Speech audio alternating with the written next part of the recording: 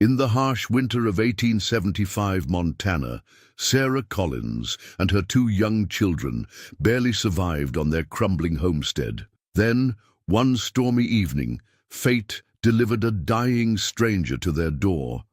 A well-dressed cowboy, bleeding heavily from what looked like bullet wounds. Despite having barely enough food for themselves, Sarah couldn't turn away a soul in need. She dragged him inside, tended his wounds with precious herbs from her garden, and shared their last bowl of stew. Little did this struggling widow know that her act of kindness would transform not just the mysterious stranger's life, but the destiny of her entire family. What secret was this wounded cowboy carrying that would change everything for the poor widow who saved him? Before we jump back in, tell us where you're tuning in from. And if this story touches you, make sure you're subscribed, because tomorrow I've saved something extra special for you. Sarah Collins knelt before the weathered family Bible, her trembling fingers tracing the familiar entries, birth records, marriage dates, and now her throat tightened. Her William's death certificate, the ink barely dry from 4 months ago. The leather binding was cracked and worn, just like everything else on their struggling homestead. She closed the Bible gently and tucked it away in the cedar chest William had made during their first year of marriage. Through the cabin's lone window, she watched Emma and Thomas playing in the yard, their laughter a bitter reminder of how quickly childhood innocence could fade in the face of hardship. Emma, at 10, was already shouldering responsibilities far beyond her years, while 8-year-old Thomas tried his best to be the man of the house. The morning wind whistled through gaps in the cabin walls that William would have sealed, had pneumonia not taken him so suddenly last winter. Sarah pulled her shawl tighter, remembering how he'd promised to teach Thomas about maintaining the homestead come spring.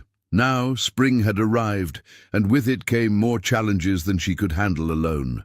Their small herd of cattle had dwindled to 3 milk cows and a sickly calf. The barn roof sagged ominously, threatening to collapse with the next heavy snow. The wheat field, once their pride, lay half-planted. She simply didn't have the strength to work it all herself. Sarah had sold William's tools, then his horse, and finally her mother's silver tea service, but the money barely covered their most pressing needs. Mr. Jenkins from the bank had visited yesterday, his sympathy barely masking his businesslike demeanor. 3 months, Mrs. Collins, he'd said, shuffling papers with practiced detachment. The bank's been patient considering the circumstances, but we can't extend the mortgage any further. Sarah heated water for the morning's porridge, stretching. The last of their oats with dried apple slices. Emma came in, carrying fresh eggs from their remaining hens. "Only 3 today, Mama," she reported, her young face too serious. "But they're good ones." "That's wonderful, darling." Sarah managed a smile, though her heart ached. 3 eggs wouldn't feed 3 hungry mouths, but Emma needed praise for her diligence. "Would you fetch Thomas? Breakfast is nearly ready." As Emma went to call her brother, Sarah divided the porridge into 3 bowls, giving the children larger portions than her own. She'd learned to ignore her own hunger. A mother's sacrifice came as naturally as breathing. Thomas burst in, proudly, carrying a bundle of kindling he'd gathered. "Mama, look! I found some dry wood under the old oak tree." His eyes shone with the same determination William had always shown, making Sarah's heart clench with both pride and sorrow. "Well done, my brave boy." She ruffled his hair as he passed, noting how his shirt sleeves had grown too short. They'd need new clothes before winter, but that was a worry for another day. Over breakfast, Emma announced, "Mrs. Peterson at church said she'd pay me to help with her mending." She stirred her porridge thoughtfully. "I could go after my chores." Sarah's throat tightened. Her children shouldn't have to work for others at such young ages, but pride had no place in survival. "That's very kind of her, Emma.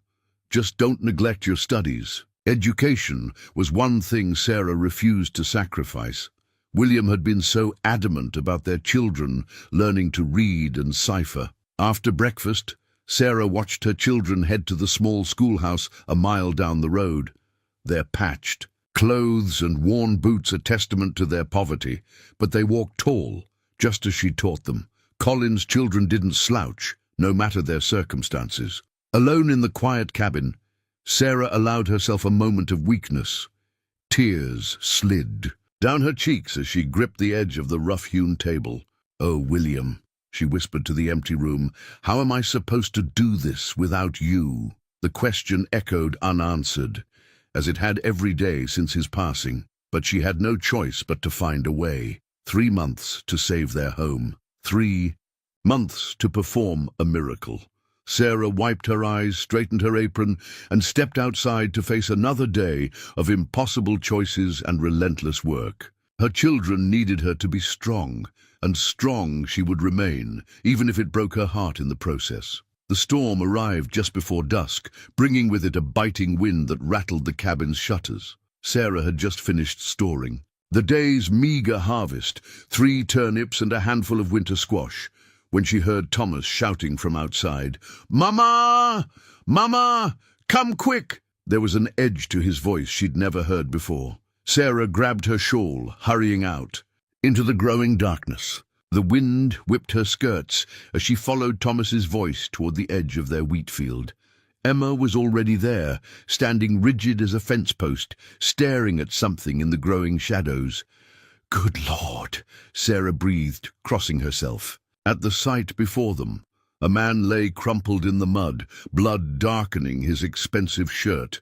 Beside him, a magnificent black stallion lay dead, its saddle adorned with elaborate Mexican silver spurs that glinted dully in the fading light. The man's clothes spoke of wealth, fine wool coat, leather boots that cost more than their entire harvest. But wealth meant nothing when life's blood was seeping into Montana soil. "He's still breathing, Mama," Emma whispered, her face pale in the gathering dark. "We can't leave him out here." Sarah felt the weight of the decision pressing down on her shoulders. They barely had enough food for themselves, barely enough medicine, barely enough of anything. But her daughter was right. They couldn't leave him to die. "Thomas, run back and stoke the fire. Emma, help me with him." Sarah knelt in the mud, checking the man's pulse. It was there, but weak, fluttering like a trapped bird beneath his skin. The stranger groaned as they turned him over. He was a large man, solid with muscle beneath his fine clothes. Blood matted his dark hair, and more seeped from a wound in his side. His face, though lined with pain, bore the refined features of someone used to commanding respect. "What do you suppose happened to him?" Emma asked, struggling to help her mother drag the unconscious man toward their cabin. "Nothing good," Sarah replied grimly, noting the powder burns around the bullet hole in his shirt. This was no hunting accident. They managed to get him inside, though Sarah's back screamed in protest. Thomas had the fire blazing, casting worried glances at the blood they were tracking across the floor. "Emma, fetch my herb box. Thomas, bring clean rags and water." Sarah's voice was steady, though her hands shook as she began cutting away the stranger's shirt. The wound was ugly, but the bullet had passed clean through. She'd seen worse during the war, when their farm had served as an informal field hospital. As she cleaned and dressed the wound, Sarah couldn't help noticing other scars on the man's body. Old bullet wounds, knife marks, the tales of a violent life written in flesh. What kind of man was she bringing into her home, near her children? But then she saw something else. A silver pocket watch, blood-stained but fine, hanging from his vest. She carefully opened it, revealing an inscription, "To J.W.H. with eternal love, Margaret." The watch's owner had been loved once, had been someone's dear one. She couldn't turn him away. Through the night they tended him. Emma proved herself invaluable, changing cold compresses and helping prepare poultices from Sarah's dwindling herb supply. Thomas kept the fire stoked and watched at the window, though for what, Sarah wasn't sure she wanted to know. The strangers. Fever rose with the moon, bringing with it delirious mumblings.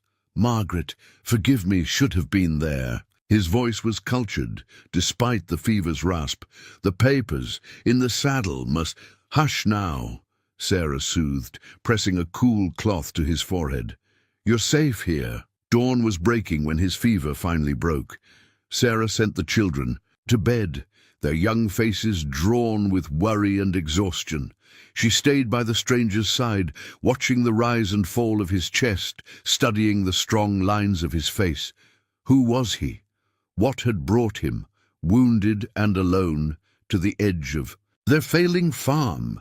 The questions tumbled through her tired mind as she kept her vigil. As the first rays of sunlight crept through the window, the stranger's eyes fluttered open. They were a striking blue, clear and intelligent, despite the lingering effects of fever. For a long moment he stared at Sarah, confusion giving way to understanding. "You saved my life," he said simply, his voice rough but gentle.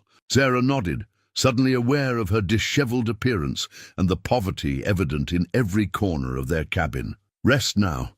Questions can wait." He caught her hand as she rose, his grip surprisingly strong. "Thank you," he whispered, sincerity heavy in his voice. Then his eyes closed again, this time in natural sleep. Sarah watched him for a moment longer, an inexplicable feeling stirring in her chest. Somehow, she knew their lives would never be the same after this night. The next 2 days passed in a blur of fevered mutterings and anxious vigilance. Sarah sent the children to school as usual, not wanting to disrupt their routine, but she could see their minds were back at the cabin with their mysterious guest. Even at school, Emma later reported, they couldn't escape the intrigue. Thomas had found a crumpled wanted poster by the schoolhouse showing rough-looking men who'd been terrorizing nearby ranches. "Probably the same ones who shot him, Mama," Thomas whispered over dinner, his eyes wide with excitement. "Maybe he's a lawman hunting them down. Or maybe," Emma added thoughtfully, stirring her thin soup, "he's running from them." Sarah shushed them both, though the same questions had been haunting her. The stranger's expensive clothes suggested wealth, but the scars on his body spoke of violence. His fevered ramblings painted an even more complex picture. "The double H must protect." "The double H," he'd mutter, tossing restlessly. Other times, he'd call out for Margaret, the name from the pocket watch, his voice thick with grief. Then there were the troubling moments when he'd suddenly tense, hands clenching as if reaching for weapons, speaking of ambushes and betrayal. During his more lucid moments, he was unfailingly courteous, thanking Sarah for each small kindness with the manners of a gentleman. He'd even tried to refuse their precious broth, seeing how little they had. "Ma'am, I can't take food from your children's mouths." "Nonsense," Sarah had replied firmly, though her heart warmed at his consideration. A body needs strength to heal. On the third morning, while changing his bandages, Sarah noticed his fever had finally broken completely. His blue eyes were clear as they followed her movements, and there was color in his face beyond the flush of illness. "Your children," he said suddenly, his voice stronger than it had been. "They're well behaved. You've done a fine job with them." Sarah's hand stilled for a moment. "Thank you. They're good kids. They've had to grow up too fast, though." He nodded, understanding in his gaze as he looked around their humble cabin. "Times are hard." "We manage," Sarah said, perhaps too quickly. Pride made her add, "We're not looking for charity, Mr." She let the question hang. A small smile touched his lips. "Harrison, James Harrison." He paused, seeming to weigh his next words carefully.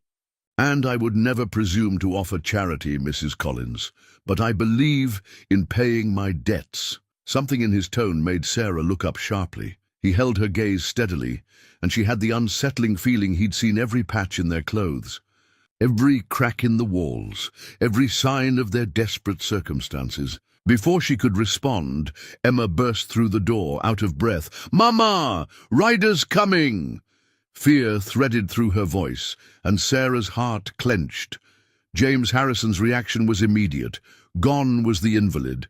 In his place was a man of action, despite his wounds. "Get the children behind the root cellar door," he ordered quietly, already trying to rise. "Anyone asks, you haven't seen a soul."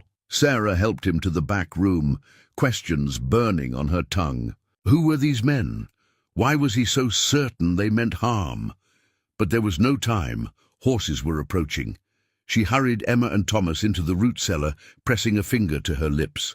Then she smoothed her apron, took a deep breath, and opened the cabin door just as 3 riders pulled up. They were rough-looking men, trail dust coating their clothes, weapons worn openly on their hips. The leader, a scarred man with cold eyes, touched his hat with mock politeness. "Afternoon, ma'am. We're looking for a friend of ours. Tall fellow, well-dressed, might have passed through here recently." Sarah met his gaze steadily, channeling every bit of William's strength. "Haven't seen anyone fitting that description. We don't get many visitors out here." The man's eyes narrowed, studying her face for signs of deception. Behind him, his companions were eyeing the property with predatory interest. "Mind if we look around, just to be thorough?" "I do mind," Sarah replied, steel entering her voice. "My children are inside, and I don't allow strange men near them. Now, if you'll excuse me, I have work to do." She held her ground, heart pounding, until they finally turned their horses away. Only when they were dots on the horizon did she close the door and sag against it, trembling. What kind of man was she harboring, and what had she gotten her family into? That evening, after the children were asleep, Sarah confronted James with a cup of willow bark tea and questions that couldn't wait until morning. He sat propped up in the bed they'd made him on the floor, looking more like himself despite the pallor of recovery. "Those men," Sarah began, keeping her voice low, "they weren't friends of yours." "No, Mum." James accepted the tea with a grateful nod.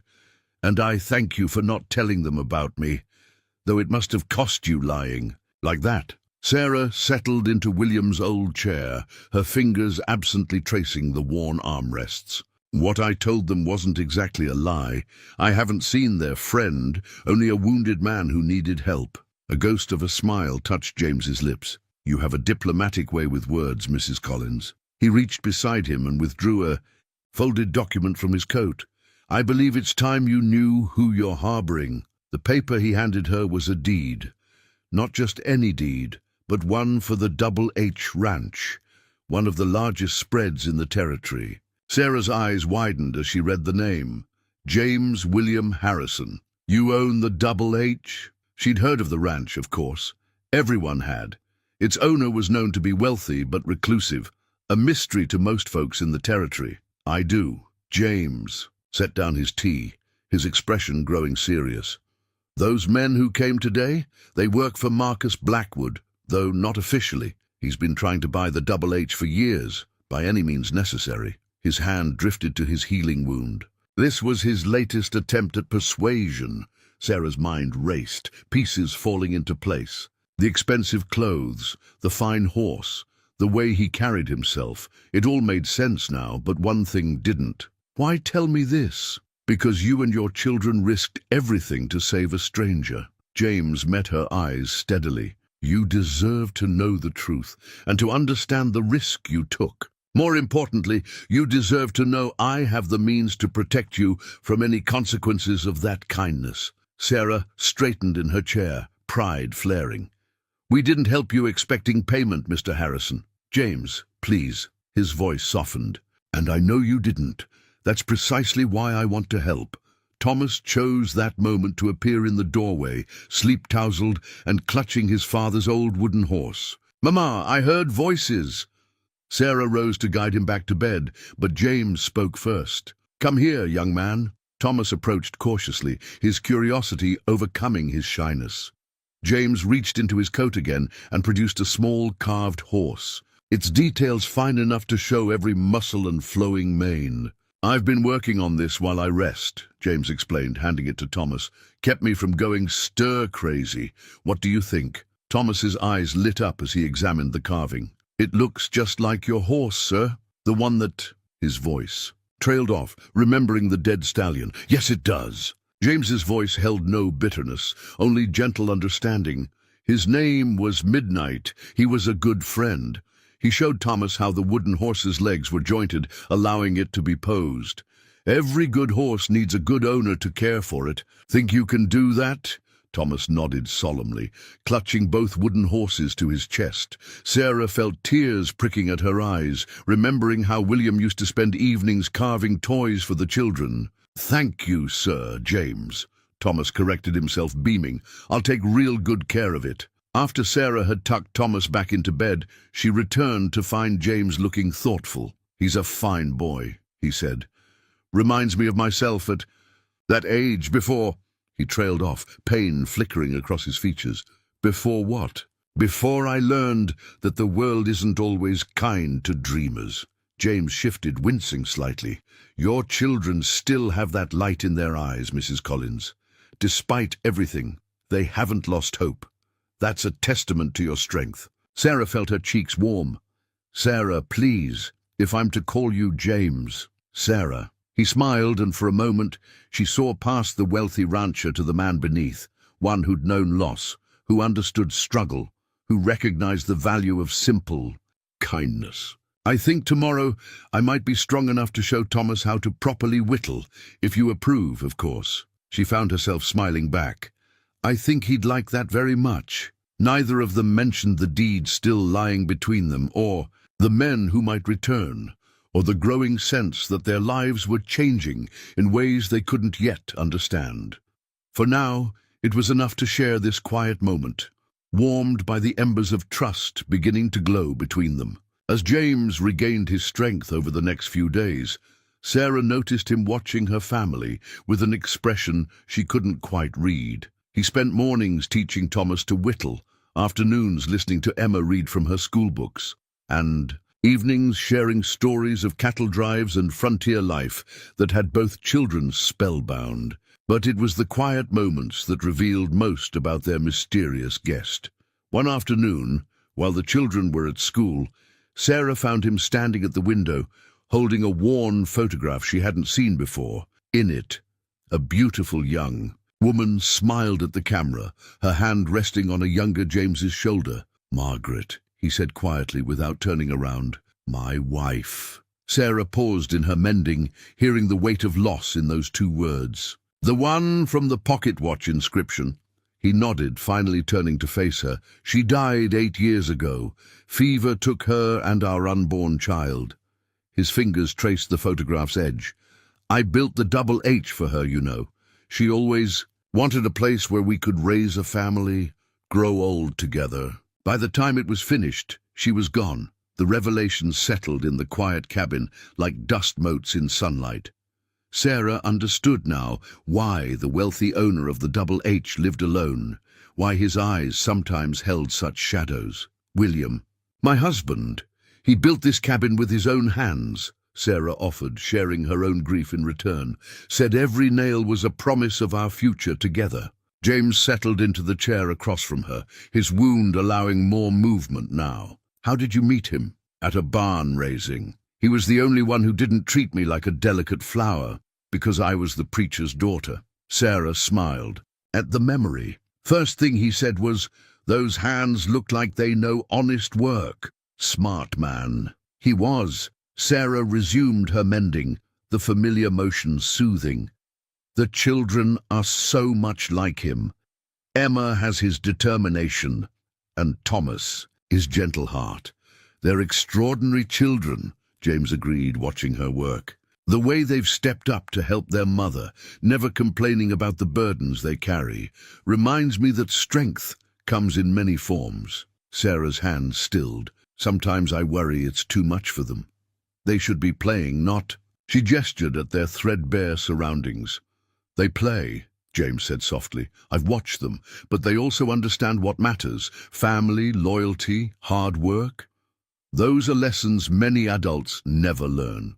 Their eyes met across the cabin, and Sarah felt something shift between them, a recognition of shared understanding, of parallel griefs that had shaped them both. The moment was broken by the children's return from school, their voices carrying. Across the yard, Emma burst in first, clutching a piece of paper. "James, the teacher said my arithmetic was perfect today." "Did she now?" James's entire demeanor changed, warming like sunshine breaking through clouds. "Well, that deserves a proper celebration. How about I teach you to calculate cattle percentages? Every rancher needs to know their numbers." As Emma settled beside him at the table, Thomas, hovering nearby to listen, Sarah watched them together. James treated the children with a natural ease that spoke of the father he might have been, had life turned out differently. There was no condescension in his manner, no false praise, just genuine interest and gentle guidance. Later that evening, after the children were asleep, Sarah found James on the porch, staring at the stars. His wound was healing well, which meant he'd be leaving soon. The thought brought an unexpected ache to her chest. "I've been alone at the Double H for so long," he said without preamble.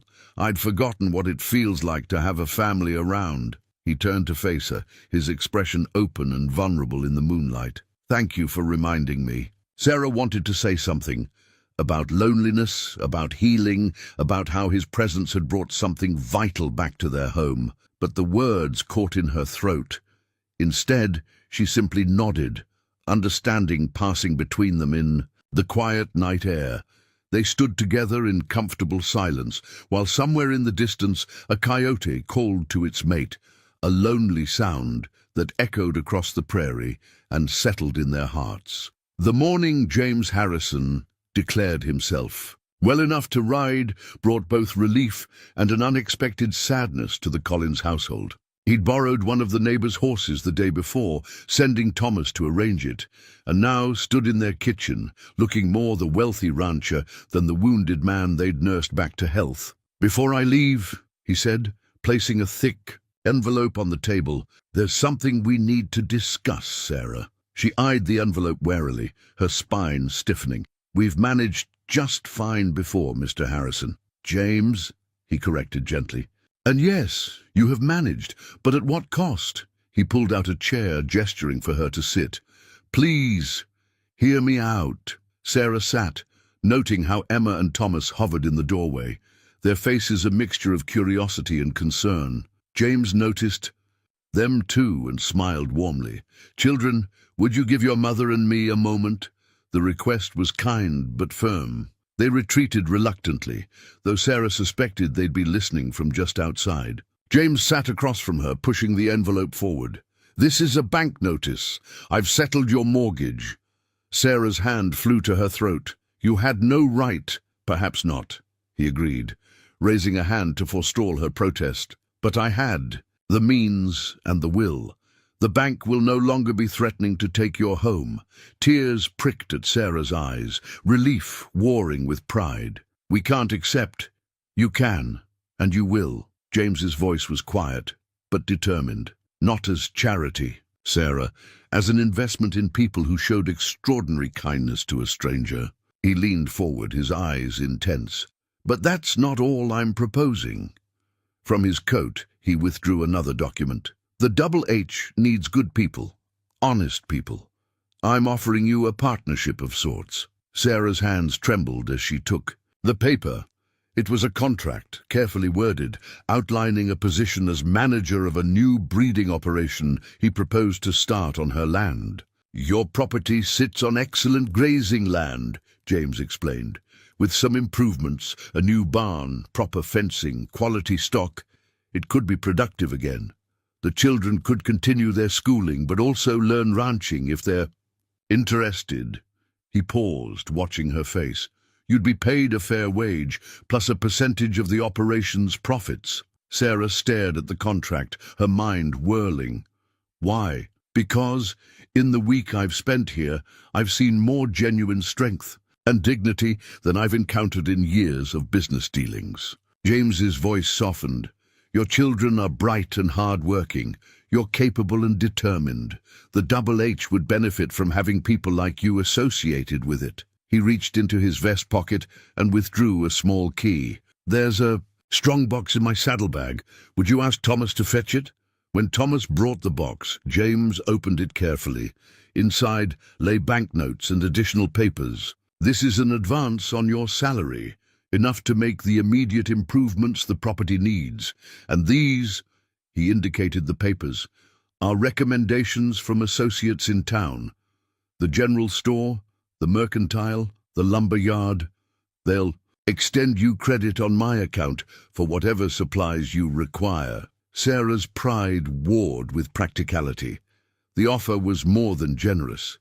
It was life-changing, but accepting help, especially on this scale. I won't be beholden to any man, she said finally, her voice firm. James smiled. I wouldn't expect you to be. This is business, Sarah, pure and simple. You'll work hard for everything you receive. He gestured to the contract. Read it carefully. Have a lawyer look it over if you wish. I'll abide by whatever decision you make. Emma's voice came from the doorway, unable to contain herself any longer. Does this mean we can fix the barn? James turned, his expression warm. If your mother agrees, yes, and maybe add a few horses for you and Thomas to learn on. Thomas appeared beside his sister, eyes wide. Real horses?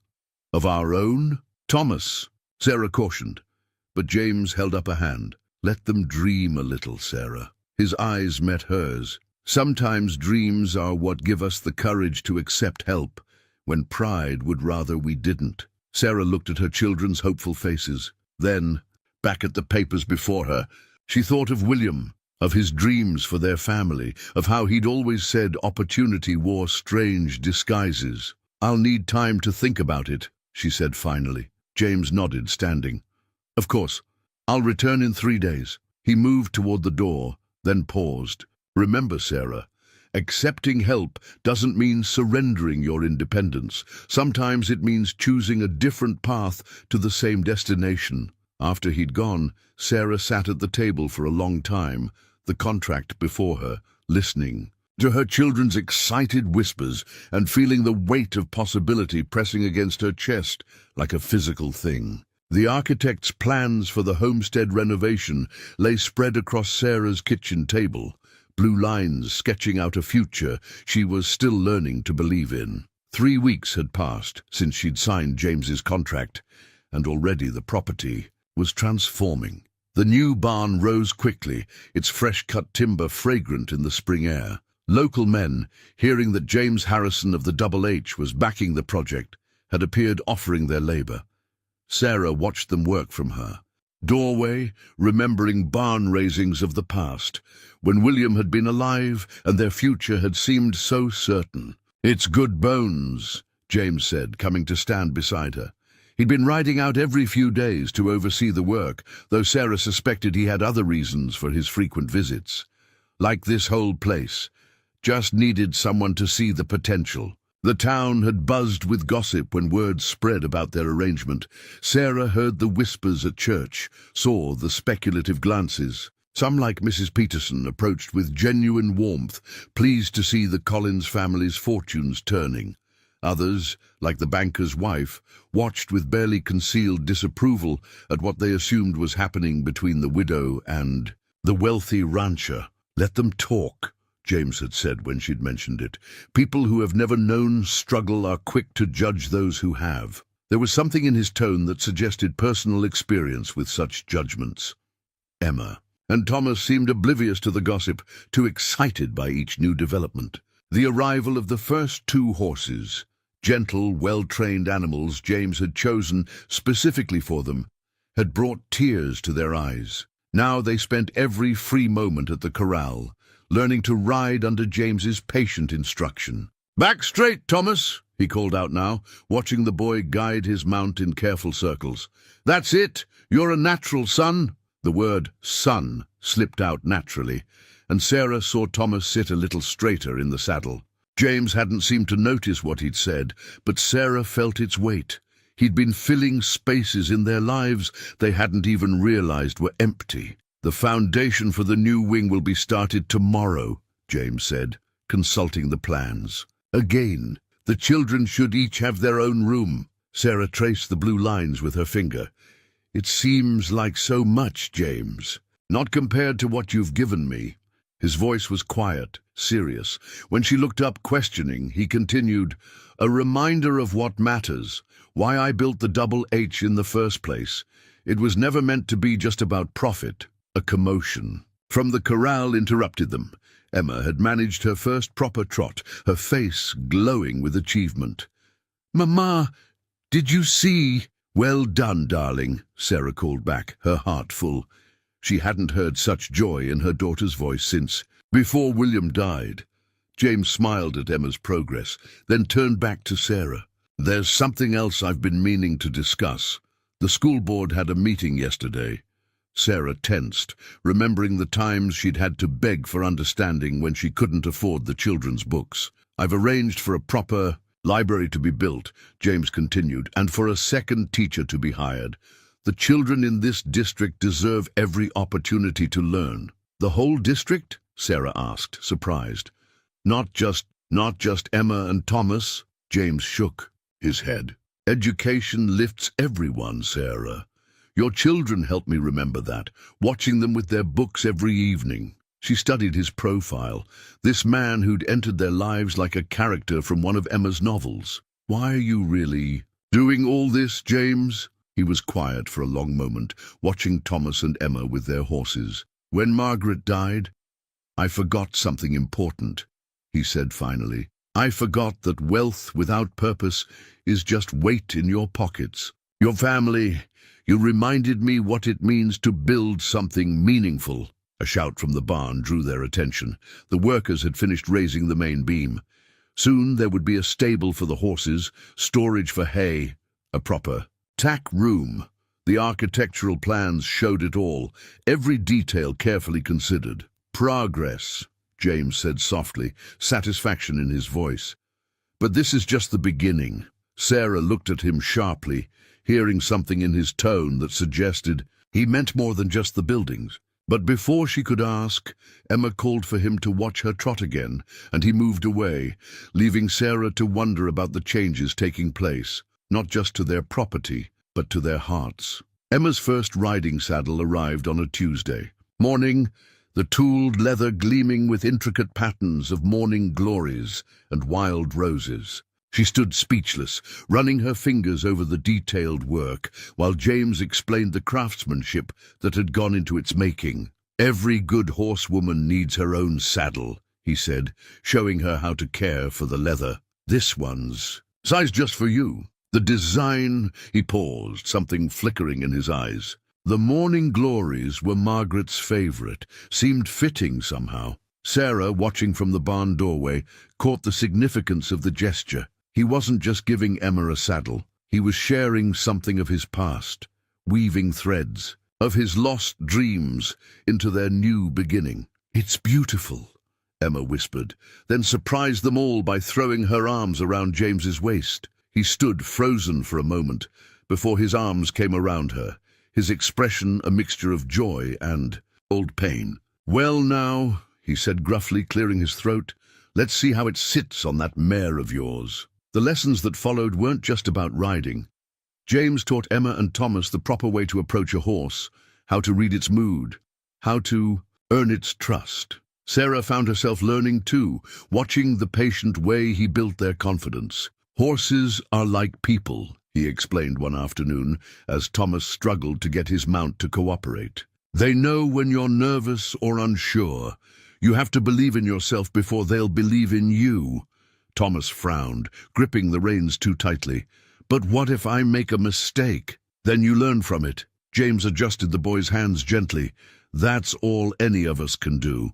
Your father, he would have taught you these things, wouldn't he? Thomas nodded, his eyes bright with unshed tears. He promised to teach me everything about the farm when I got bigger. He'd be proud of you now, James said quietly. Learning new things, helping your mother, being brave even when it's hard. He stepped back, gesturing to the horse. Now show me that turn again. Remember, confidence. Sarah watched her son straighten his shoulders, determination replacing uncertainty. The horse responded immediately to his more assured handling, executing a perfect turn. That's my boy, James called out, pride evident in his voice. He turned to find Sarah watching them, and something passed between them, an understanding of what these moments meant. Later that evening, as Sarah prepared dinner, she heard James and Emma on the porch, their voices carrying through the open window. Emma was asking about the Double H, about the cattle operations and breeding programs. I want to learn everything, Emma declared. Mama says girls can do anything if they set their minds to it. Your mama's a wise woman, James replied. You know, some of the best ranch managers I know are women. They have a natural way with the animals, an attention to detail that many men miss. Could I be a ranch manager someday? With hard work and learning? Absolutely. James's voice held no condescension, only genuine encouragement. Tell you what, tomorrow I'll show you how we keep the breeding records. Mathematics, genealogy, careful observation. It all matters in building a strong herd. Sarah stirred. The stew, remembering William's words about Emma, that girl's got more fire in her soul than most grown men. He would have loved seeing her like this, eyes bright with purpose, mind eager for knowledge. The screen door creaked as Thomas joined his sister and James on the porch. Soon they were deep in conversation about different horse breeds, the boys, natural curiosity drawing out James's extensive knowledge. Sarah listened to their voices, blending in the gathering dusk, her children's bright questions, James's thoughtful answers, the easy laughter they shared. This was what healing sounded like, she realized. Not the absence of pain, but the presence of new joy growing alongside cherished memories. James caught her eye through the window, and his smile held a warmth that made her heart flutter. He'd given them more than material security. He'd given them back their sense of possibility, their right to dream beyond mere survival. "Mama!" Thomas called out. "James says I can help with the new calves when they come. Real ranch work." "That's wonderful, darling," she answered, her voice steady despite the emotion tightening her throat. "Now wash up for dinner, both of you." As the children clattered inside, James lingered on the porch, his expression thoughtful. "They're quick learners," he said when she joined him. "Like their mother." Sarah felt her cheeks warm. "We've had a good teacher." His hand found hers in the growing darkness, a brief touch that felt as natural as breathing. "We're all learning. Together, Sarah, that's what family does." The word family hung in the air between them, full of question and promise. Summer mellowed into autumn, painting the Montana sky in rich golds and deep blues. James unrolled a hand-drawn map across the kitchen table, showing Sarah how their modest homestead had grown. New fencing stretched across expanded pastures. The renovated barn stood proud and sturdy, and the wheat field, William's pride and joy, had yielded its first abundant harvest in years. "The soil here is exceptional," James explained, his finger tracing the boundaries of their property. "With proper crop rotation and the new irrigation system, you'll see even better yields next season." Sarah studied the map, marveling at how their world had expanded. "I never thought I'd see this place thrive again. You always had the foundation for success." James's voice was warm. It just needed some support to rebuild. The harvest festival was approaching, and for the first time since William's death, Sarah felt ready to truly participate. The Collins family had always contributed in the past, but this year would be different. Their root cellar was full, their pantry stocked, and Emma had even won a ribbon at the county fair for her horsemanship. "Mrs. Peterson asked if we'd host the quilting circle next week," Sarah mentioned, smoothing her apron. "Said our new parlor addition would be perfect for it." James smiled, understanding the significance. The quilting circle was more than just sewing. It was the heart of the community's social network, where reputations were made or mended. Their inclusion marked a shift in how the town viewed their changed circumstances. "You should accept," he said. "Those women will see what I've seen all along, a family that perseveres with grace." The sound of hoofbeats interrupted them. Emma and Thomas rode into view, their horses moving in perfect sync as they checked the fence line. James had taught them to ride as a team, explaining that ranch work required trust in your partner as much as skill with your mount. "They looked like they were born to it," Sarah said softly, watching her children through the window. "They were. It was just sleeping in their blood, waiting for the right moment to wake up." James stepped closer, his presence solid and reassuring beside her. Like other things that sleep until the right moment, Sarah felt her cheeks warm, aware of his nearness. These moments had been happening more frequently, quiet conversations that held deeper meanings, casual touches that lingered just a moment too long. The town's gossip had shifted from scandal to speculation about when, not if, the wealthy rancher would make his intentions known. But James never rushed, never presumed. He was building this relationship as carefully as he'd helped them rebuild the farm, laying each stone of trust with patient deliberation. The children burst in, bringing the crisp autumn air with them. "Papa, I mean James," Thomas corrected, himself flushing. "We found 2 breaks in the north fence, but we marked them just like you showed us." The slip didn't go unnoticed. James's eyes met Sarah's briefly before he turned to Thomas. "Good work, son. Show me on the map where you found them." As Thomas eagerly pointed out the locations, Emma joined Sarah at the stove. "Mama, Mrs. Davidson at the general store said they're looking for help with bookkeeping. She remembered how good I am with numbers from when James taught me the breeding records. Do you think we'll discuss it?" Sarah promised, proud of her daughter's initiative.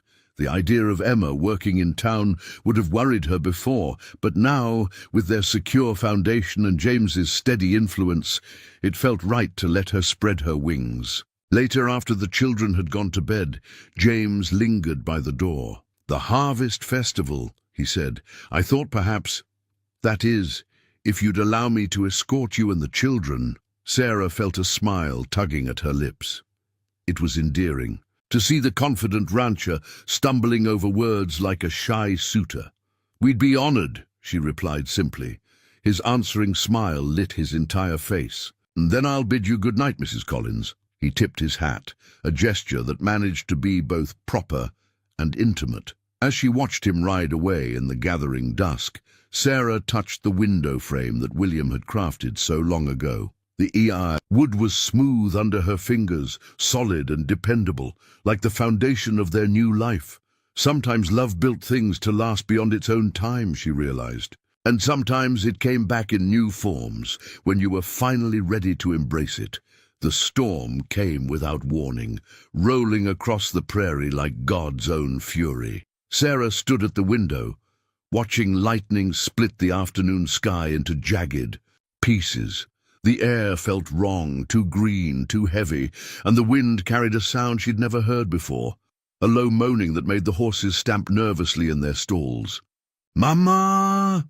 Emma burst through the door, her hair wild from the wind. "James is riding in from the Double H. He says there's a twister coming." As if summoned by her words, James's horse appeared through the curtain of rain, its hooves throwing mud. As he pushed it hard toward the house, he was off its back before it fully stopped, his face grim. "Storm cellar! Now!" he ordered, his voice carrying over the wind's howl. "Thomas, help me get the horses into the barn. Emma, grab the emergency supplies your mother prepared." "Sarah, I'm not staying in the cellar while you and Thomas are out there," she cut him off, already moving to help Emma. A crack of lightning illuminated his face, worry warring with admiration. "Stubborn woman," he muttered, but there was love in the words. "Fine, but be quick about it." They worked as one unit, no hesitation or confusion. The family's practiced emergency routine, combined with James's calm authority, made every moment count. As they led the frightened horses into the barn, Sarah glimpsed the lightning-damaged beam that would become their crisis point. Thomas spotted it too. "James, look!" He pointed at the main support, where lightning had blackened and split the wood. The whole structure groaned ominously in the wind.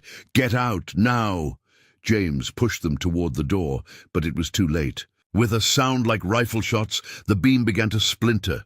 What happened next seemed to unfold in slow motion. James shoved Thomas clear of danger, but the shifting beam caught his own shoulder, driving him to his knees. Sarah screamed his name, fighting against the wind to reach him. "The rope!"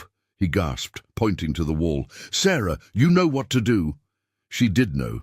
They'd practiced emergency repairs, James insisting they all learn basic barn engineering. "Thomas, Emma, the support poles, just like we trained." The children moved without question, grabbing the reinforcement poles they'd stored for just such emergencies. Sarah's hands flew over the rope, creating the pulley system James had taught her. Together, they worked to brace the failing beam, the family moving like parts of a well-oiled machine. "Never thought," James grunted as he helped position the support despite his injured shoulder, "I'd be so grateful for those practice drills." "Less talking, more bracing," Sarah ordered, but she caught his proud smile through the rain streaming down their faces. The storm raged around them, but inside the barn, 4 people worked in perfect synchronization. Emma, who'd learned knots from James during their riding lessons, secured the temporary braces. Thomas, remembering everything his father had taught him about wood and everything James had added about engineering, helped calculate the angles of support. When the last brace was secured, they stood back, breathing hard, watching the reinforced beam hold against the wind's assault. The barn creaked and shuddered, but it held. "Into the house, quickly," James directed, cradling his injured arm. "That twister's still coming." They made it to the storm cellar just as the tornado touched down, its roar drowning out all other sounds. In the lamplight below ground, Sarah examined James's shoulder while the children huddled together, listening to the chaos above. "It's not dislocated," she announced with relief, her hands gentle on his skin, "but you'll have some magnificent bruises." "Worth it," he said softly, his good hand covering hers where it rested on his shoulder. "Sarah, seeing you all work together like that. We had a good teacher." She met his eyes in the dim light. "You've given us more than protection, James. You've given us the tools to protect ourselves." Emma's voice came from where she sat with Thomas. "We're not afraid, Mama. Well, not as much as we used to be. James taught us that being prepared is better than being afraid. And that family takes care of each other," Thomas added firmly. James's breath caught at the boy's words, and Sarah felt his hand tighten on hers. Above them, the storm began to fade, its fury spending itself across the prairie. They stayed in the cellar until the all-clear, talking quietly, drawing comfort from each other's presence. When they finally emerged, the barn stood solid, wounded but unbowed, like the family that had fought to save it. The lightning-scarred beam would become a reminder of this night, of how crisis had proven what they were becoming, a family bound by more than blood or circumstance, forged in challenge and strengthened by love. Sarah found James's journal by accident while helping him change his bandages after the storm. It fell from his coat pocket, leather-bound and well-worn, opening to pages filled with a neat architectural hand. She tried to look away, but a familiar name caught her eye. Margaret would have loved the Collins children. "It's all right," James said softly, noticing her discovery. "Read it if you'd like. There shouldn't be secrets between—" He paused, letting the unspoken word hang between them. Sarah sat beside him, the journal warm in her hands. His writing revealed a soul deeper than she'd imagined, pages filled with both pain and hope. He wrote of Margaret's death, of dark years wandering the Double H alone, of how an act of kindness from a struggling widow and her children had awakened something he'd thought forever lost. "I've been writing again since I met your family," he admitted, watching her read. "Margaret always said I kept my feelings too close, that I needed to let them breathe on paper." "She sounds wise," Sarah said gently, turning a page to find a sketch of Emma on horseback, Thomas working with his new tools, herself standing in the doorway of their home. "She would have adored you all." James's voice was thick with emotion. "Sometimes I think she led me here that night I was shot, her way of telling me to stop hiding from life." Sarah closed the journal carefully. "Tell me about her, the real Margaret, not just the memory." James smiled, settling back in his chair. "She loved morning glories, hence Emma's saddle design. Said they reminded her that beauty opens fresh each day." He chuckled softly. "She was terrible at cooking but wouldn't admit it, burned everything except coffee, but she could charm anyone from ranch hands to bankers." "How did you meet? At a charity auction in Denver, I was there to buy breeding stock. She was organizing the event, trying to raise money for a children's home. His eyes grew distant with memory. She convinced me to donate 3 times what I'd planned. Said if I had money to buy fancy cattle, I had money to help orphans. Sarah smiled, imagining the scene. She challenged you. Like someone else, No. His good hand found hers. Sarah, I've been wanting to tell you, these past months, watching you fight for your children, seeing your strength and grace, I never thought I'd feel this way again. James, let me finish, please. He squeezed her hand gently. I'm not trying to replace William, just as you're not replacing Margaret. But I think they'd both be happy seeing us find our way to each other. Tears pricked at Sarah's eyes. The children adore you, and I love them as my own. He shifted to face her fully. I love their mother too, with a depth that both surprises and humbles me. Sarah's heart thundered in her chest.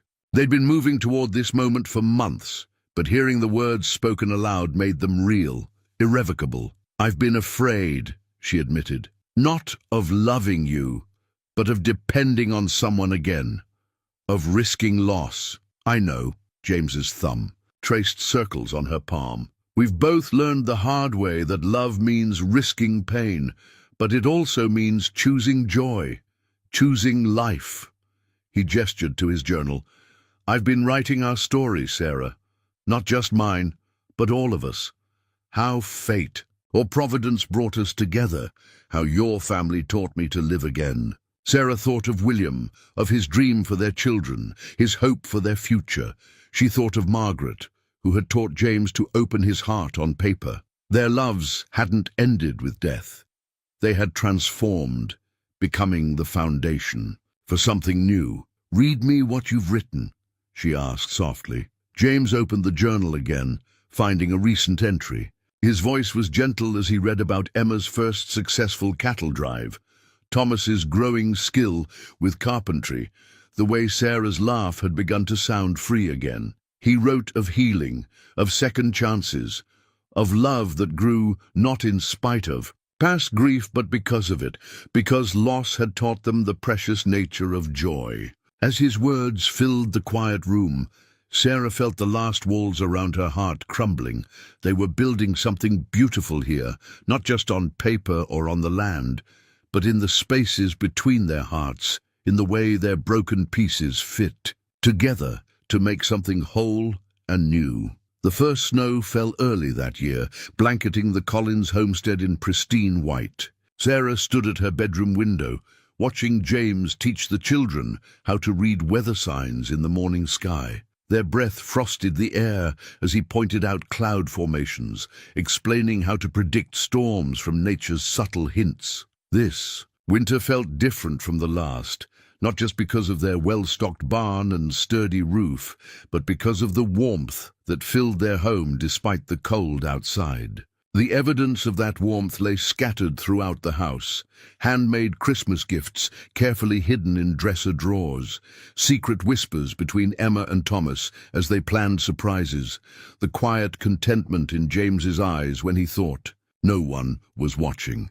The Anderson family lost their cabin in that fire last week, Emma mentioned at dinner, pushing her stew around thoughtfully. Mary Anderson said they're staying in the church basement until spring.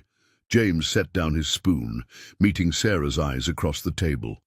They'd already discussed taking in the Andersons, but had waited to hear what the children thought. It's awful cold in that basement, Thomas added, and they've got little ones. Sarah smiled, proud of her children's gentle hearts. What do you two think about sharing your rooms for a while? The Andersons could use our new addition until they rebuild. We'd have to move the Christmas tree, Emma calculated. But it would look nice in the front parlor anyway. And I could help Mr. Anderson with the rebuilding, Thomas offered. James has been teaching me about house frames. James cleared his throat, clearly moved by their immediate acceptance of the idea. That's settled then. I'll ride over tomorrow and make the offer. Later that evening, after the Andersons had been invited and welcomed, Sarah found James in the barn, working on something he quickly covered with a cloth. No peeking, he warned, smiling. Christmas secrets. She leaned against the doorframe, watching him work by lamplight. You've started quite a tradition, you know. The children are determined their handmade gifts must be perfect. Speaking of which, he pulled out a small package wrapped in brown paper. This one can't wait until Christmas. Inside was a beautiful leather-bound book filled with blank pages, its cover tooled with morning glories like Emma's saddle. I thought, James said softly, you might want to write your own story, the children's too. Memory is precious, Sarah.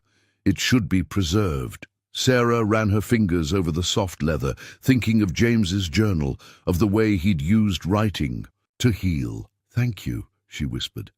A commotion from the house interrupted them, the Andersons arriving with their meager belongings. Sarah and James hurried to help, watching as their children welcomed the younger Anderson kids with natural warmth. That night, with two families crowded under one roof, Sarah wrote the first entry in her new journal. Today we learned that home stretches to hold what love requires. The children gave up their rooms without hesitation, understanding instinctively what James and I have come to know, that blessings multiply when shared. The days grew shorter, but their evenings grew richer. James taught both families his mother's old Christmas songs while they made decorations from pine cones and ribbon. The Anderson children added their own traditions, paper snowflakes, Swedish prayers, stories of their grandmother's homeland.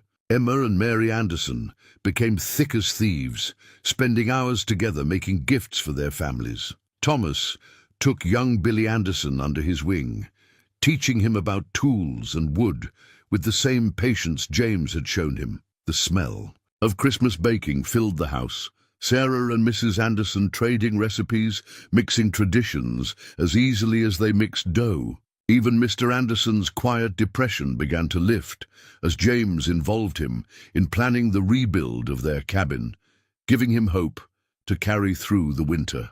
One evening, Sarah found James standing in the doorway of the crowded parlor, watching their expanded family with misty eyes. Having second thoughts about taking them in? She asked softly. He shook his head, thinking about Margaret again, but differently now. He turned to Sarah, taking her hand. She always said wealth was meant to be shared, that a home should be as big as its heart. He smiled. She would have loved this chaos. William, too, Sarah agreed. He believed in neighbors helping neighbors. James pulled her closer, both of them watching as Emma taught the youngest Anderson girl to string cranberries. We're not just honoring their memories anymore, are we? We're building something new, something that belongs to all of us. Sarah leaned into his strength, feeling the truth of his words. This Christmas, with its handmade gifts and shared burdens, its blended traditions and expanded family, was teaching them all what love could build when given room to grow. The threatening letter arrived on a bright January morning, carried by a ranch hand from the Double H, who'd ridden hard through the snow. Sarah recognized Marcus Blackwood's elegant handwriting even before James's face darkened at the sight of it. The children? James asked quietly, scanning the contents. At school, Sarah replied, moving to read over his shoulder. The words made her blood run cold. Harrison, your recent domestic arrangements haven't gone unnoticed. Quite touching, how you've found yourself a ready-made family. Would be a shame if anything happened to them. The Double H could have been transferred peacefully. Now, well, even the strongest barn can burn. Consider this a final courtesy. James crumpled the paper, his knuckles white. I should have known he wouldn't let it rest. Blackwood's never been one to accept defeat gracefully. Tell me, Sarah said, laying a hand on his arm. All of it this time. James sank into a chair, suddenly looking weary. Marcus Blackwood and I were partners once, years ago. He helped finance the Double H's early days when banks wouldn't touch a young rancher's dreams, but his vision was different from mine. How? So, he wanted to build an empire, squeeze out smaller ranchers, control the whole territory. I wanted to create something sustainable, something that would help the community grow. James's jaw tightened. When I bought him out, he didn't take it well. started acquiring land around the Double H, trying to choke us off from water rights. Grazing lands. The night you were shot. His men, James confirmed. They'd been pressuring other ranchers to sell. I'd gathered evidence, was taking it to the territorial authorities. They tried to stop me. His eyes met Sarah's. I never meant to bring this danger to your door. Sarah straightened, William's strength flowing through her. Our door, she corrected firmly. We face things together now. Sarah, no, she cut him off. You've given us back our future, James. Helped us build something beautiful here. We won't let fear steal that from us. A horse's whinny broke the tension. Through the window, they saw Thomas and Emma returning early from school, accompanied by the sheriff. James Harrison, Sheriff Miller called out as they approached, got word of suspicious men watching the school. Thought it best to escort your young ones home. James's face hardened as he helped Emma down from her horse. Did you recognize any of them? No, sir, Emma answered, her voice steady despite her obvious fear. But they had horses like the ones those men rode last summer when they came looking. For you, Thomas stood close to James, unconsciously mimicking his protective stance. I saw them behind the mercantile too, watching us when we were shopping with Mama yesterday. Sarah felt a chill that had nothing to do with the winter air. They'd been watched, studied, their routines observed. James must have felt it too, because he turned to the sheriff with grim determination. John, I think it's time we discussed Blackwood's operations in detail. I have documentation you should see. The evidence you were carrying that night? The sheriff's hand rested meaningfully on his gun belt. James nodded. And more I've gathered since. Sarah's property deed, the threats to other ranchers, details of his strong-arm tactics. He glanced at the family. But first, we need to secure the homestead. The next hours passed in a flurry of activity. James and the sheriff organized armed patrols of trusted men. Sarah and the children brought the horses into the barn, secured windows, and prepared emergency supplies just as they had before the storm. We've practiced for this too, Emma reminded Thomas as they filled water barrels. Remember what James taught us. Being prepared beats being afraid. Sarah overheard the exchange and felt fierce pride surge through her chest. Her children had grown so much, learning not just ranching skills from James, but courage and clear thinking in the face of danger. That evening, after the sheriff had left with James's evidence and extra patrols were in place, the family gathered close in the parlor. The Andersons had insisted on staying despite the threat, Mr. Anderson stating firmly that neighbors stand together. James held Sarah's hand tightly as they discussed plans for the coming days. No one spoke of fear, though it hung in the air like wood smoke. Instead, they talked of practical matters, guard rotations, supply checks, signals between houses.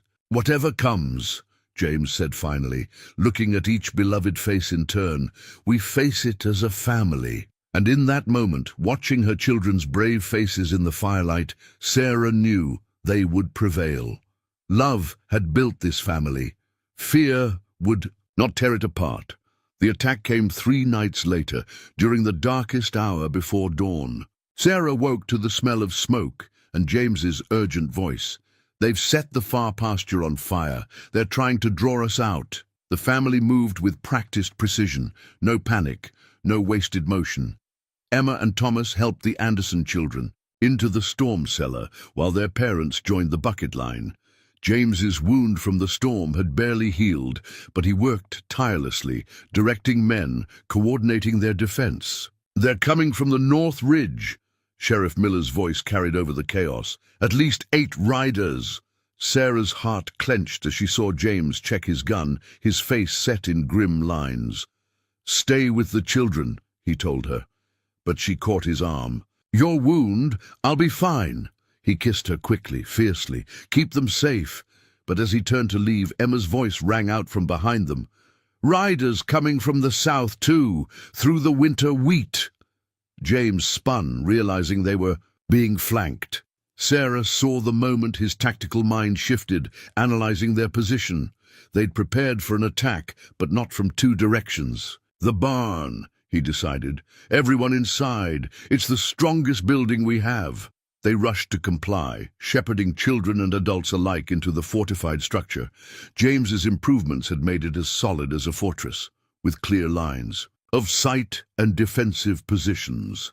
As Sarah helped Mrs. Anderson with the youngest children, she heard James and the sheriff organizing their defense. "Thomas," James called, "remember where we stored the extra ammunition?" "Yes, sir, behind the loose board in the tack room." "Good lad. Emma, your mother's rifle?" "Already got it, James."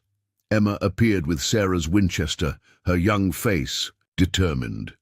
"And I remember what you taught me about loading it." Sarah felt a surge of pride through her fear. Her children were scared, yes, but they were their father's children, and now James's too. They knew what needed to be done. The first shots came as a warning, pinging off the barn's metal roof.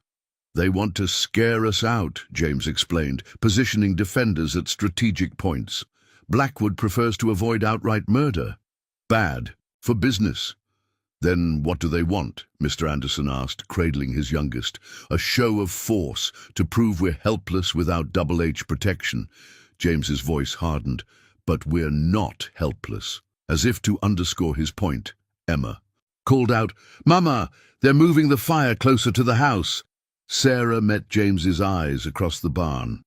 Their home, everything they'd built together, stood vulnerable. But before either could speak, Thomas stepped forward. "The irrigation system," he said firmly. "The one James designed. We can flood the north field from here." James's face lit with fierce pride. "The control lever there in the barn wall. Sarah, your boy's a genius." "Our boy," she corrected softly, watching Thomas and James work the irrigation controls together. Water began gushing across the north field, creating a barrier between the fire and the house. But their success was short-lived. A bullet splintered the barn door, and suddenly the night erupted in gunfire. "Stay down!" James ordered, returning. Fire through a defensive port. But as he turned, Sarah saw him stumble, his old wound reopening under the strain. "James!" She rushed to him, pressing her hand against the growing bloodstain on his shirt. "It's nothing," he tried to assure her, but his face was pale with pain. "Papa's hurt," Thomas cried out, forgetting himself in his fear. The word hung in the air for a moment, even amid the chaos. James's eyes filled with tears that had nothing to do with pain. "I'm all right, son," he said hoarsely. "We all will be." As if in answer to his words, a new sound cut through the night. Horses, approaching at a gallop, many of them. Sheriff Miller risked a look through the window. "It's the Double H hands," he shouted. "Must be 20 of them, coming in from the east." The ranch hands' arrival turned the tide. Caught between law enforcement and loyal Double H men, Blackwood's forces quickly retreated. As the gunfire faded, Sarah helped James to his feet, supporting him as they emerged from the barn. Their home still stood, thanks to Thomas's quick thinking. The fire was contained, and the arriving ranch hands were already helping to extinguish it completely. But it was the scene inside the barn that struck Sarah most deeply. Their two families huddled together, her children showing the younger ones how to be brave, everyone supporting each other through the crisis. James leaned heavily on her shoulder, watching the same scene. "I'm sorry," he whispered, "for bringing this danger." "Stop!" Sarah turned to face him. "You heard Thomas. You're his papa now. Our children chose you, James Harrison, and so did I. Whatever comes, we face it together." Dawn was breaking over the mountains, painting the snow-covered land in shades of pink and gold. Their world had changed in the night, but they had emerged stronger, their bonds tested by fire and fear, and found unbreakable. In the quiet days following the attack, healing took many forms. James's physical wound mended slowly under Sarah's careful attention, but it was the deeper healing within the family that proved most profound. The children were the first to broach the subject that hung in the air. Emma and Thomas stood in the doorway of James's recovery room, clutching something behind their backs. "Papa," Emma said softly, testing the word that Thomas had cried out in fear. "We made you something." James's breath caught at the title. his eyes meeting Sarah's where she sat beside his bed. She nodded encouragingly, her heart full. The children brought forward a handmade wooden box, its lid carved with morning glories like those on Emma's saddle. Inside lay a ring, a simple gold band that Sarah recognized with a start. "It was Dad's," Thomas explained, his voice quiet, but steady. "We found it in Mama's cedar chest. We thought maybe it was time it had a new purpose." James sat up straighter, emotion clear on his face. "Children, I couldn't—" "Dad would want you to have it," Emma interrupted. "He always said love was about protecting family. That's what you did. What you do." Sarah moved to sit on the bed beside James, taking his hand. "They're right," she said softly.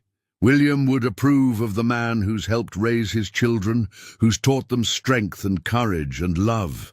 James looked at the ring, then at the faces of his family, for they were truly his family now, bound by choice and love and shared trials. "I'd be honored," he said hoarsely, "but only if your mother agrees to make it official." He turned to Sarah, his eyes full of meaning. "I should be on one knee for this, but you're exactly where you should be," Sarah answered, tears threatening. "Surrounded by our children, in our home, asking a question we've all known the answer to for months." Thomas bounced on his toes. "So you'll marry him, Mama?" "Yes," Sarah laughed, wiping her eyes. "Yes, I'll marry him." Emma carefully placed William's ring in James's palm. As he slipped it onto Sarah's finger, she felt the weight of past and present combining, not replacing old love, but building something new from its foundation. Later that evening, as the children shared the news with the Andersons, who had insisted on staying until James was fully recovered, Sarah found herself alone with her fiancé. "I've been thinking," James said, his voice thoughtful, "about names and legacies." "Oh, the Double H. It was named for Harrison, but maybe it's time for a change. The Circle C, perhaps. For Collins?" Sarah touched his face gently. "The children carry the Collins name proudly. But maybe we need something new, something that represents all of us." James caught her hand, kissing her palm. "What did you have in mind?" "The Morning Glory Ranch," she suggested. "For Margaret's flowers, for new beginnings, for beauty that opens fresh each day." His eyes grew misty. "Trust you to find the perfect way to honor both our pasts while building our future." He shifted carefully, mindful of his healing wound. "I've been working on something else too. Had planned to wait, but..." He reached for his journal, opening it to a marked page. Inside lay adoption papers, already drawn up, waiting only for signatures. "If the children want," he said softly.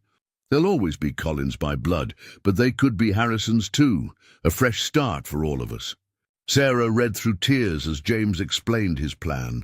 How the children could choose to keep Collins as a middle name, honoring their father while adding Harrison to mark their new chapter. How he'd already discussed it with the town lawyer, ensuring everything would be legal and proper. "We'll ask them together," she decided, "when you're stronger." A knock at the door interrupted them. Emma carrying James's evening medicine. Sarah watched as their daughter fussed over him with gentle competence, adjusting his pillows, checking his bandage just as she'd been taught. "Emma," James said, as she turned to leave, "would you and Thomas join us for a moment? There's something we'd like to discuss." Sarah held his hand as they presented the adoption option to the children. The joy on their faces, the completeness of their acceptance, was all the answer they needed. That night, writing in her journal, Sarah reflected on how love transformed. William's ring now carried new promises. Margaret's flowers bloomed in their future ranch's name, and their children would carry both their past and their future in their very names, a family bridging what was and what would be, stronger for having been tested by fire. Spring arrived with a burst of wildflowers and wedding preparations. The morning glory vines Emma had planted around the porch posts were just beginning to sprout, promising summer blooms for their newly named ranch. The whole community had embraced the upcoming celebration, seeing it as a symbol of hope after the darkness of winter's trials. Sarah stood still as Mrs. Peterson adjusted her wedding dress, her mother's gown, carefully altered to fit both her figure and the times. Emma watched the process with shining eyes, her own new dress laid out on the bed. "Something borrowed," Mrs. Peterson said, pinning a delicate lace collar. "This was my grandmother's, brought all the way from Boston. And something blue," Emma added, bringing forward a sapphire brooch. "James had it made to match his eyes," she grinned. "He said to tell you it's also something new." Sarah touched the jewel gently. "And something old?" "That would be me," came a gravelly voice from the doorway. Reverend Matthews, who had married Sarah and William all those years ago, stood leaning on his cane. "Though I suspect I'm not quite what the tradition had in mind." The old minister had insisted on performing the ceremony despite his failing health. "Married you to your first love," he'd said to Sarah. "Only fitting I should marry you to your second. The good Lord knows the heart can grow to hold more love." The days leading up to the wedding transformed their homestead. The barn, once a fortress against danger, became a flower-filled reception hall. The Andersons, now settled in their rebuilt cabin, helped string lanterns from the rafters. Thomas proved himself an expert at directing the decorating crews, his natural talent for organization shining through. James, for his part, seemed to have his own surprises in store. Mysterious packages arrived from Denver, and he spent long hours in private conversation with Emma, who guarded their secrets with diplomatic skill. "You'll see, Mama," was all she would say, her eyes twinkling with shared conspiracy. The morning of the wedding dawned clear and warm. Sarah woke to find a gift on her pillow, a framed family portrait, the first they'd taken together. She and James sat in the center, the children standing behind them, all four faces glowing with happiness. The frame was carved with morning glories and wheat stalks, combining both their pasts into their shared future. A note in James's hand read, "Our first official family portrait, though you've been in my heart far longer. Today we make it legal, my love." The ceremony itself was everything Sarah hadn't known she wanted. Simple yet profound, intimate yet shared with their whole community. Emma and Thomas stood up with them, not just as children, but as vital parts of the family being joined. When it came time for the vows, James surprised them all by turning first to the children. "Before I make my promises to your mother," he said, his voice carrying across the gathered crowd, "I have promises for you." He withdrew 2 small boxes. "These are pocket watches, like the one that brought me to your door that stormy night. They're engraved with your new names, the ones you chose, honoring both your fathers." Emma opened hers with trembling fingers, reading aloud, "Emma Collins, Harrison, beloved daughter." Thomas's voice joined hers. "Thomas Collins Harrison, cherished son." James continued, his eyes bright. "I promise to carry you in my heart as my own, to honor the memory of the good man who gave you life, and to spend every day trying to be worthy of the title you've given me. Papa." There wasn't a dry eye in the gathering, as James then turned to Sarah, taking her hands in his. "And to you, my love, I promise partnership in all things, to build our morning glory ranch together, to raise our children in love and wisdom, to face whatever storms may come with the same courage you showed on that first night when you took in a wounded stranger and changed all our lives forever." Sarah's response came from her heart, unrehearsed but true.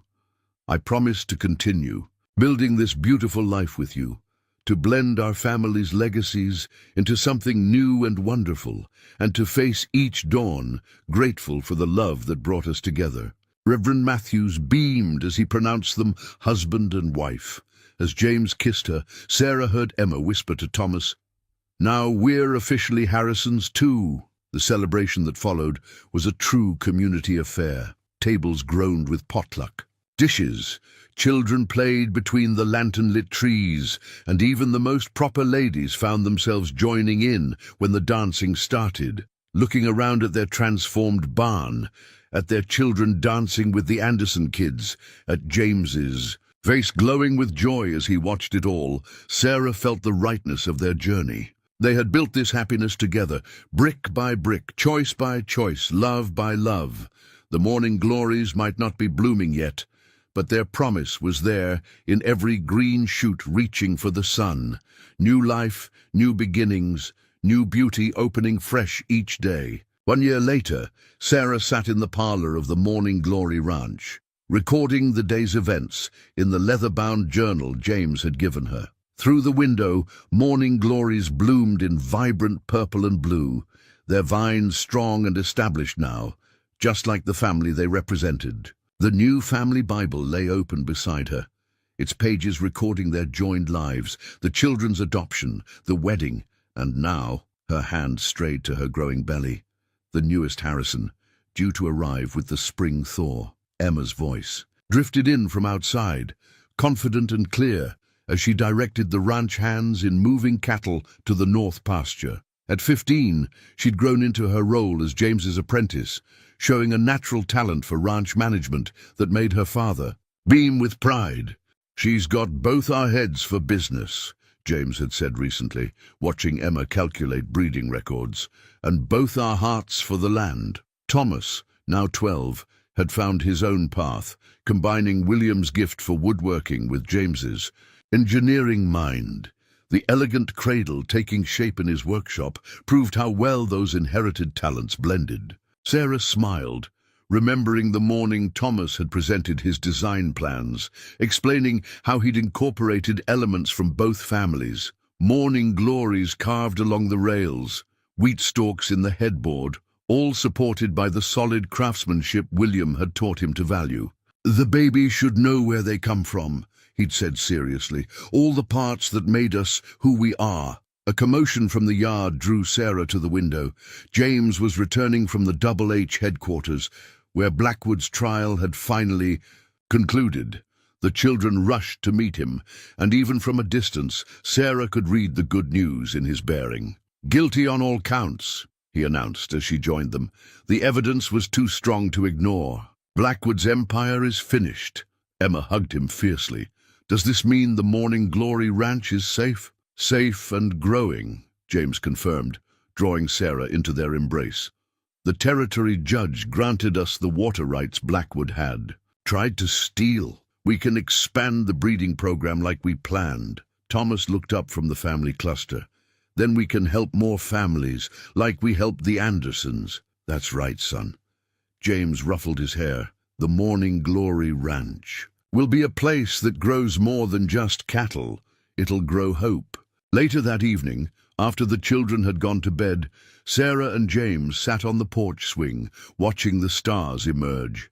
The evening breeze carried the sweet scent of the flowers that had become their symbol. "I found something today," James said, pulling a worn envelope from his vest, while going through the last of the trial documents. It was the threatening letter Blackwood had sent a year ago, its words now powerless to inspire fear.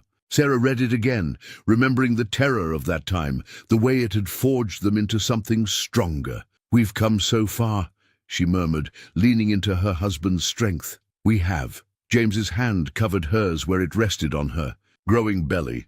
"Sometimes I think about that night, bleeding in your wheat field. How close I came to never knowing this happiness." "God had other plans," Sarah said softly, "for all of us." They sat in comfortable silence, listening to the night sounds of their ranch. A cow lowed in the distance, horses shuffled in the barn, and somewhere an owl called to its mate.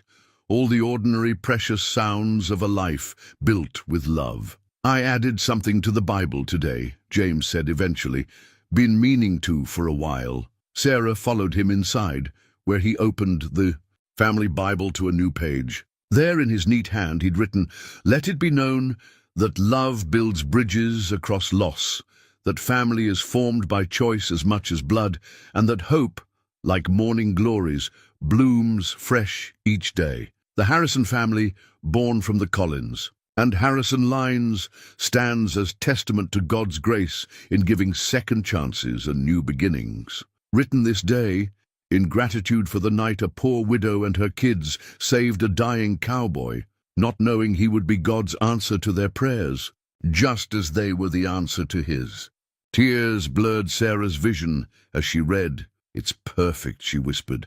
"Our story should be preserved," James said, holding her close. "So our children and their children will know that love can heal any wound, build any bridge, transform any life. They should know they come from people who chose love over fear, hope over despair, and found their happy ending by believing in new beginnings." Sarah touched the words on the page, then reached up to touch her husband's face. Outside, the evening star shone bright over the Morning Glory Ranch, blessing the home and family that had grown from one simple act of kindness on a stormy Montana night.